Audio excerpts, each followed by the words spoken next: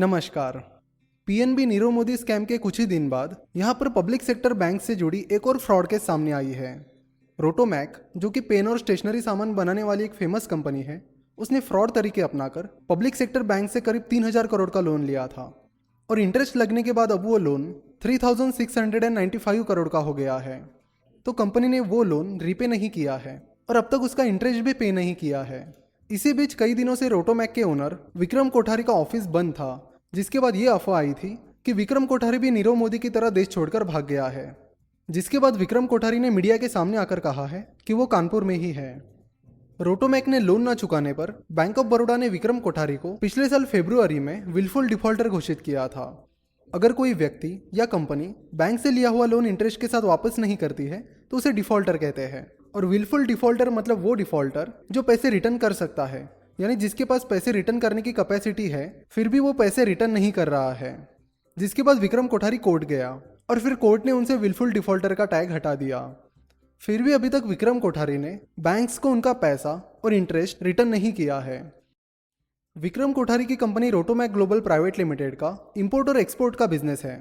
Rotomac global ने import और export करने के लिए Indian overseas bank, bank of Baroda, bank of India, union bank of India, Allahabad bank, bank of Maharashtra और ओरिएंटल बैंक ऑफ कॉमर्स, इन सारी public sector bank से loan लिया था। जिन बैंक्स की 50% से ज़्यादा ओनरशिप गवर्नमेंट के पास होती है उन्हें पब्लिक सेक्टर बैंक्स कहते हैं। पर विक्रम कोठारी जिस काम के लिए उसने बैंक से लोन लिया था उस काम के लिए उन पैसों का उपयोग नहीं करता था, यानी उन पैसों से वो कोई इंपोर्ट या एक्सपोर्ट नहीं करता था।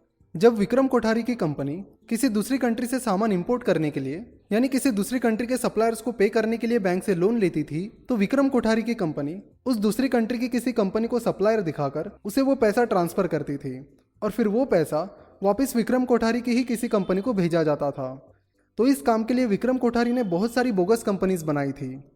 ऐसा करके विक्रम कोठारी ने इन सारी बैंक्स को 3,695 करोड़ से फंसाया है। जब बैंक ऑफ बड़ौदा के कुछ ऑफिशियल्स ने रोटोमैक के विदेश के सप्लायर्स और बायर्स के ऑफिसेस चेक किए तो वहां पर ऑफिसेस थे ही नहीं और तब उन्हें इस फ्रॉड के बारे में पता चला। उसके बाद बैंक ऑफ बड़ौदा ने सीबीआई के साथ कंप्लेंट फाइल की है। इस कंप्लेंट के बाद सीबीआई ने रोटोमैक के ओनर विक्रम कोठारी के घर पर 19 फरवरी को सुबह 3 से 4 बजे के करीब ही रेड डाली है और उनके कुछ ऑफिसेस पर भी रेड डाली है। बिजनेसेस में कई बार फेल्यूर्स आते हैं और इसे हम समझ सकते हैं, पर सवाल ये आता है कि उन डाउटफुल कंपनीज को लोन ही क्यों दिया जाए जिन्हें कोई भी प्राइवेट बैंक लोन नहीं दे रही है। इस केस में विक्रम कोठारी ने जिन 7 बैंक से लोन लिया था वो सातों की सातों बैंक्स पब्लिक सेक्टर बैंक्स है। विजय माल्या की केस में किंगफिशर एयरलाइंस ने 9,000 करोड़ का लोन डिफॉल्ट किया है और लोन देने वाली बैंक्स में सिर्फ एक्सिस बैंक ही प्राइवेट बैंक है जिसने किंगफिशर एयरलाइंस को 50 करोड़ का लोन दिया था। एक्सिस बैंक का 50 करोड़ का लोन छोड़ा जाए तो बाकी ऑलमोस्ट सारा लोन किंगफिशर एयरलाइंस को पब्लिक सेक्टर बैंक से मिला था। विक्रम कोठारी के फादर मनसुख भाई कोठारी ने 1973 में फेमस पान मसाला ब्रांड पान पराग की शुरुआत की थी। 1999 में विक्रम कोठारी और उनका भाई दीपक कोठारी सेपरेट हो गए, जिसके बाद दीपक कोठारी को पान पराग का बिजनेस मिला और विक्रम कोठारी को रोटोमैक का स्टेशनरी बिजनेस मिला। रोटोमैक के स्टेशनरी बिजनेस में आए स्लो डाउन यानी मंदी के बाद विक्रम कोठारी ने रियल इस्टेट और इंपोर्ट एंड एक्सपोर्ट के बिजनेसेस शुरू किए। बैंक ऑफ बड़ौदा ने दिसंबर 2017 में ही इस केस को फ्रॉड घोषित कर दिया था। उसके बावजूद भी बैंक ऑफ बड़ौदा ने इस केस की कंप्लेंट नहीं की और अब नीरव मोदी स्कैम एक्सपोज होने के बाद बैंक ऑफ बड़ौदा ने सीबीआई के साथ कंप्लेंट फाइल की है।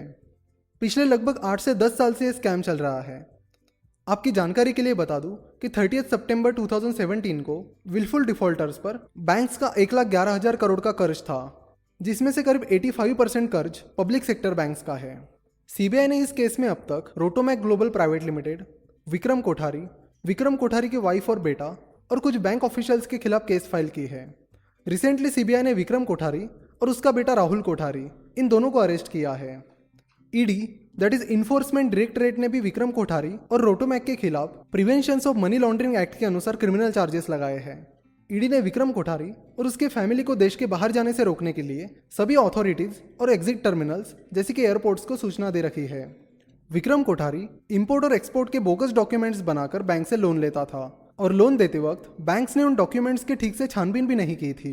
इसलिए कुछ बैंक ऑफिशियल्स पर यह आरोप है कि उन्होंने बैंक के रूल्स तोड़कर रोटोमैक को ये लोन सैंक्शन किए थे।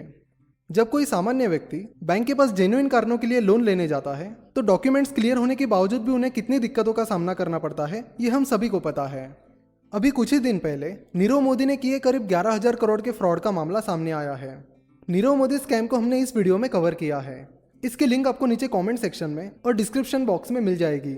फाइनेंस और स्टॉक मार्केट से जुड़े ऐसे ही अपडेट्स पाने के लिए आप हमारा चैनल finnovations.com जरूर सब्सक्राइब करें। हमसे जुड़े रहने के लिए आप हमें फेसबुक और ट्विटर पर फॉलो कर सकते हो और हमारे टेलीग्राम चैनल को भी ज्वाइन कर सकते हो।